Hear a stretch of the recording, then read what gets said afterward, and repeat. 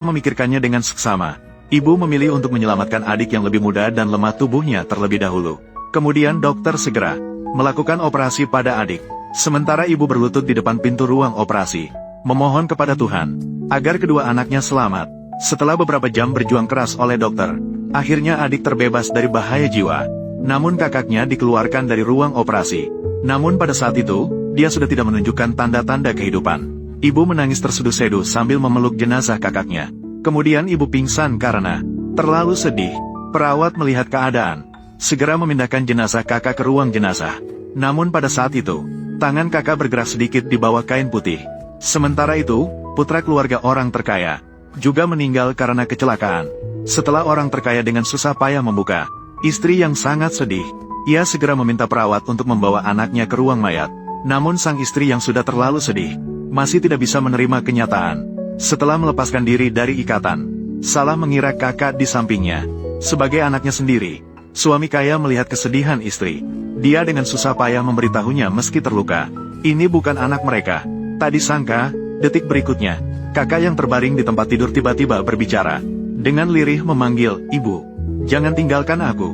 Saat itu, istri sang kaya masih mengira anaknya hidup kembali. Segera memohon suaminya untuk menyelamatkannya. Keadaan saat itu membuat sang kaya tak bisa tidak menyetujuinya. Kemudian, dia mengangkat anak laki-laki itu sebagai anak angkat. Dan anak laki-laki itu juga karena kecelakaan ini kehilangan ingatannya sebelumnya. Dalam sekejap, 20 tahun berlalu, ketika wanita mengetahui menantu perempuan melahirkan seorang cucu baginya. Jadi tanpa menyapa anak lelakinya, terlebih dahulu, pergi sendirian ke kota, ingin merawat menantunya yang sedang berpantang. Tapi saat dia dengan senang hati membawa tas besar barang khas daerah, muncul di depan anak lelakinya. Ekspresi yang muncul di wajahnya bukan kegembiraan, tapi ketakutan. Tanpa menyadari ada yang tidak beres dengan wanita itu, terus memberikan kacang tanah yang paling disukai anaknya bersama kurma. Namun ditolak anak lelakinya dan dibuang ke tanah. Tanpa berkata apa-apa, langsung ingin mengusir wanita itu kembali ke desa. Pada saat itu, menantunya yang belum pernah ditemui keluar dengan selamat. "Siapa dia?" "Kamu adalah Yaya, kan? Dia adalah pembantu yang saya sewa untukmu. Mengapa mencari orang desa seperti ini? Cepat, bawa dia ke rumah sakit besar untuk pemeriksaan fisik. Jangan bawa virus-virus aneh." "Baiklah, aku akan segera membawanya untuk pemeriksaan fisik. Kamu pergi istirahat dulu."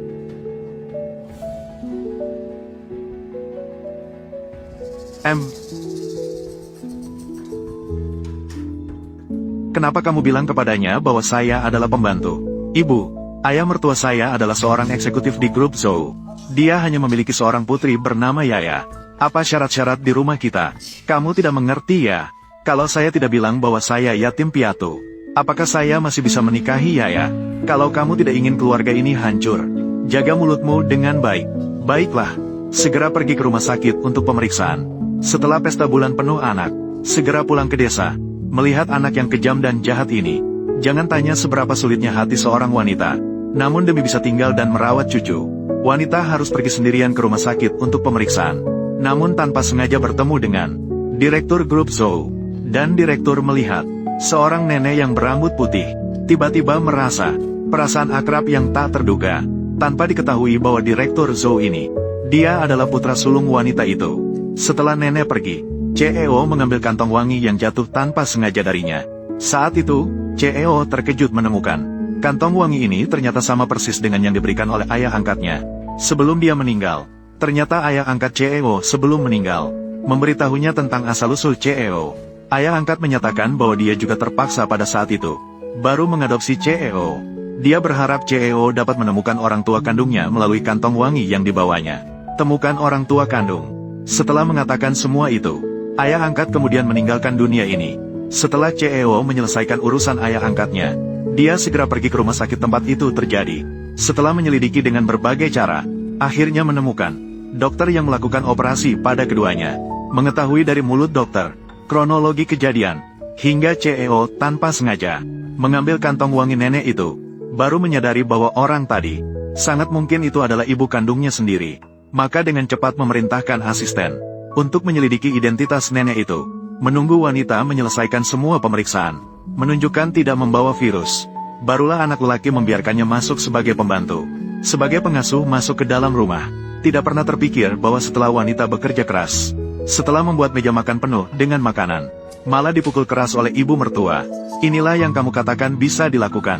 Kamu makan. Kamu makan, kamu makan. Ibu, apa yang sedang kamu lakukan? Masihkah kamu ingin orang makan? Makan apa? Semua ini dibeli ibu dengan puluhan ribu.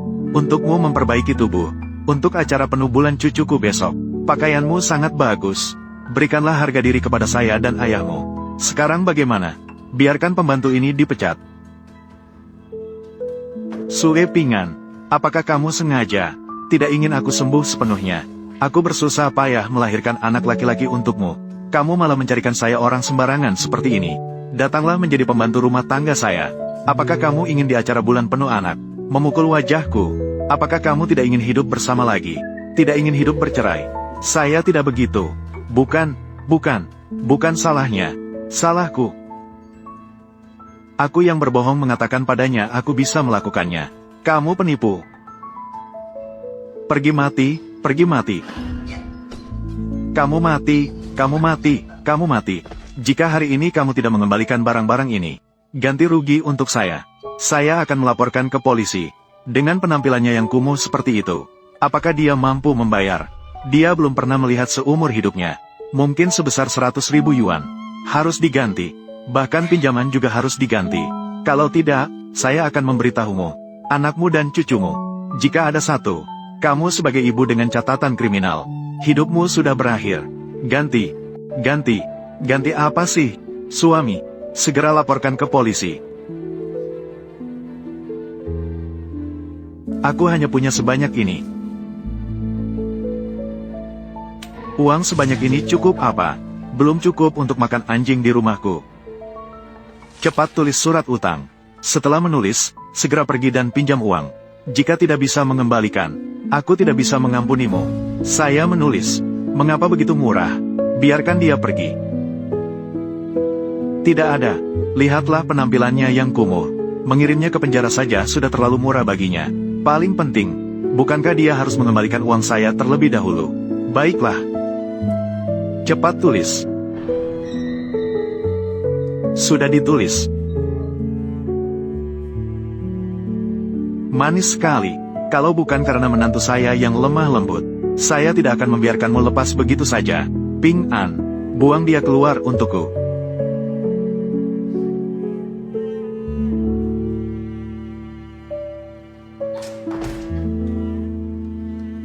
Barang-barang di rumah kita yang dibuang tidak boleh kamu pakai. Pergi. Pergi. Bawa barangmu dan pergi.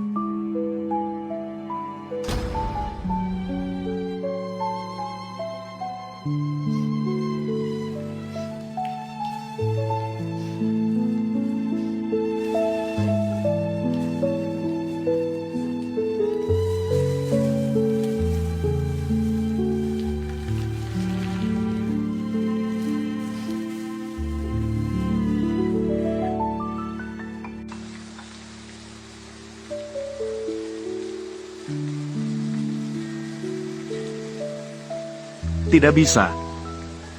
Tidak bisa biarkan Ping An menderita karena perceraian saya. Saya harus menemukan cara untuk membayar kembali uang itu. Zhou, hutan. Ini adalah informasi yang kamu minta saya cari. Ayah kandung Anda sudah meninggal. Sekarang hanya tersisa ibu Anda sendirian. Benar. Anda masih memiliki seorang adik yang bekerja di perusahaan kita. Dia adalah seorang manajer departemen.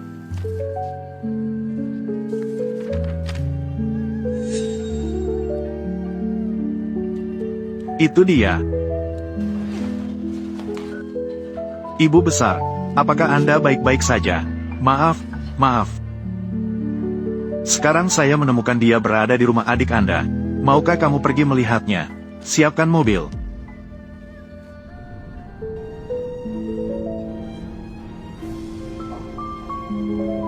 Berhenti.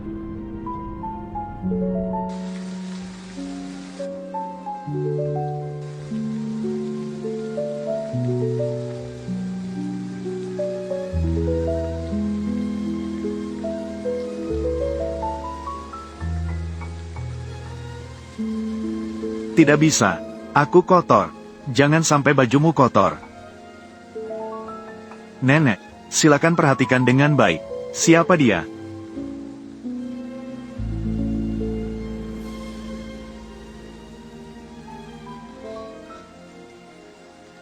Aku adalah putramu, Sue Kangjian. Tidak mungkin, tidak mungkin. Sue Kangjianku sudah meninggal lama. Nenek, dia benar-benar putramu, Sue Kangjian.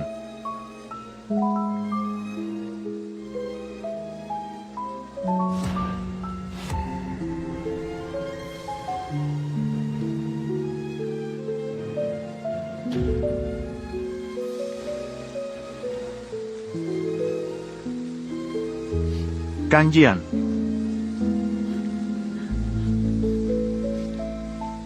Dia adalah Kangjianku.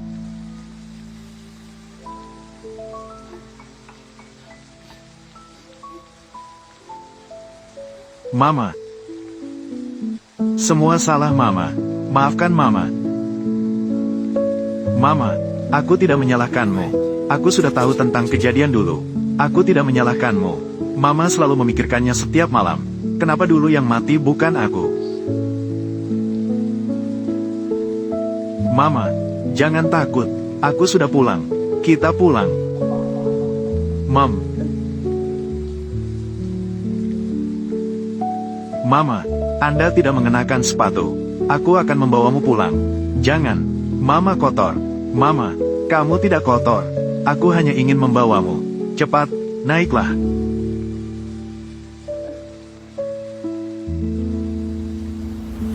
Letakkan Mama.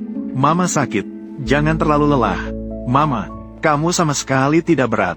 Kamu seharusnya makan lebih banyak.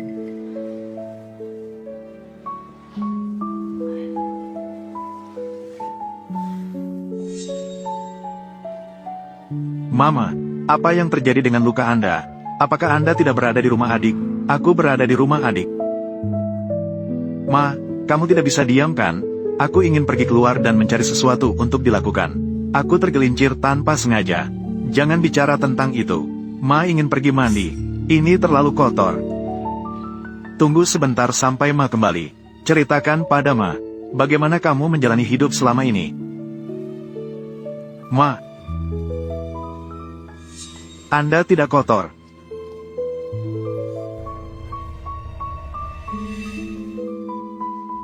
Bagaimana kamu bisa kotor seperti ini? Tidak kotor. Ganti dengan yang ini. Cepat buang sepatu kain itu.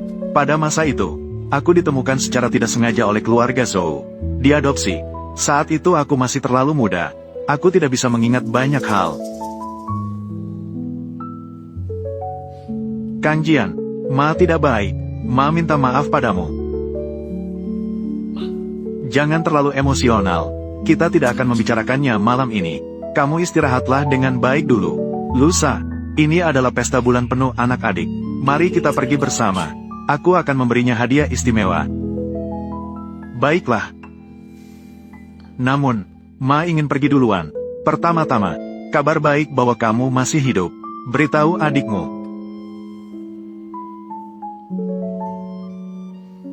Bayi kecil yang sangat lucu. Sangat lucu. Namanya apa? Mi Guangyao. Namanya juga terdengar bagus. Saya mendengar berita. Hari ini Zhou kemungkinan besar juga akan menghadiri pesta bulan penuh. Saya dengar dia sangat menghargai kamu. Jabatanmu. Sepertinya kamu akan naik pangkat lagi hari ini. Ini semua berkat ayah.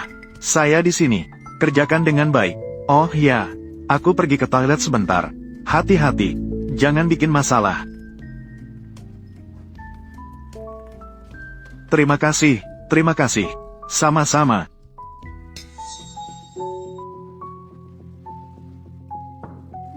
Kamu datang ke sini mau apa? Mati. Selamat. Diamlah, penipu.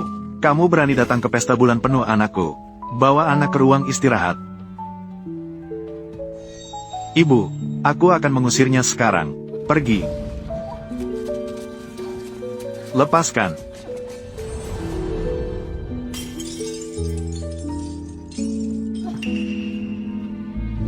Kamu penipu. Merusak yang dibeli ibuku untukku. Suplemen mewah ini masih kurang. Mau merusak pesta bulan penuh anakku juga. Aku tidak sengaja. Kamu tidak sengaja. Apakah ini yang aku pecahkan? Aku benar-benar tidak sengaja. Kamu percaya padaku. Kamu sebenarnya mau apa hari ini? Kamu hanya senang kalau merusakku. Hari ini bosku akan datang. Jika kamu merusak masa depanku, aku akan memutuskan hubungan ibu anak denganmu. Aku datang hari ini hanya untuk memberitahumu. Kakakmu tidak mati. Dia masih hidup. Kamu berbicara tidak jelas. Siapa yang tidak tahu di sini? Menantuku adalah yatim piatu. Masih kakak. Saya pikir kamu gila. Kamu tahu tidak mampu membayar hutang 100.000 yuan kepada keluargaku. Berhenti berbicara tidak jelas di sini. Biarkan kamu berbicara tidak jelas. Semua orang lihatlah. Penipu ini bekerja sebagai pembantu di rumahku. Merusak barang yang kubeli untuk putriku. 100.000 yuan untuk mengganti barang. Masih ingin merusak pesta bulan penuh cucuku. Tidak benar. Aku tidak bermaksud merusak pesta bulan penuh cucumu. Selamat, kamu percaya padaku. Kamu percaya padaku. Kakakmu benar-benar tidak mati. Dia masih hidup. Saya mengatakannya lagi. Aku adalah yatim piatu. Semua keluargaku sudah mati. Apa niatmu? Menantuku sendiri mengatakan dia yatim piatu. Kamu masih ingin di sini. Sampai kapan kamu akan berbuat kacau? Selamat. Dorong dia ke pecahan kaca. Biarkan dia sadar. Lihatlah dia berulah di sini. Cepat pergi. Saya tidak percaya. Dia masih berani melanjutkan kegilaan. Kamu melihat apa? Kamu percaya atau tidak aku akan bercerai denganmu?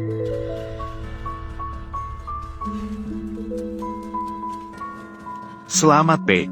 Kamu tahu, saya tidak berbohong. Pada awalnya jika bukan untuk menyelamatkanmu, kakakmu juga tidak akan bisa. Kamu wanita gila. Saya akan mengatakannya sekali lagi. Saya tidak punya orang tua. Bahkan tidak ada saudara.